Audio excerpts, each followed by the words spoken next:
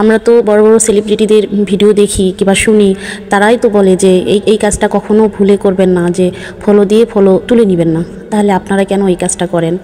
আসসালামু আলাইকুম বন্ধুরা, সবাই কেমন আছেন? আশা করি আল্লাহর রহমতে সবাই ভালো আছেন। আলহামদুলিল্লাহ আমিও ভালো আছি। এই তো আমি আজকে 2টা ব্লাউজ সেলাই করলাম। এখন হাতের কাজ হচ্ছে। এটাতে হলো হুক হবে। ব্লাউজে অনেকে বোতাম নেয়, অনেকে হুক নেয়, সেটা হুকের হলো লুপ সেলাই করলাম। এই তো ব্লাউজটা কমপ্লিট হয়ে গেছে। আসলে আয়রন করা লাগবে, আয়রনটা করতে পারিনি, পরে করব। তো ব্লাউজটা কেমন হয়েছে দেখতে আমার কাছে তো খুব ভালো লাগতেছে।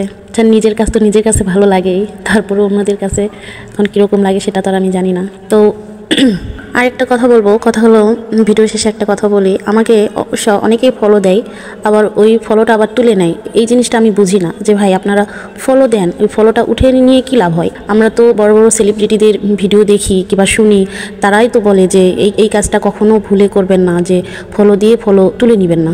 তাহলে আপনারা কেন এই কাজটা করেন? যাই হোক, সেটা যার যার ব্যক্তিগত ব্যাপার, কিন্তু এই কথাটা আমার বলার অনেক ইচ্ছে ছিল, তাই বললাম। তো সবাই ভালো থাকবেন, ধন্যবাদ।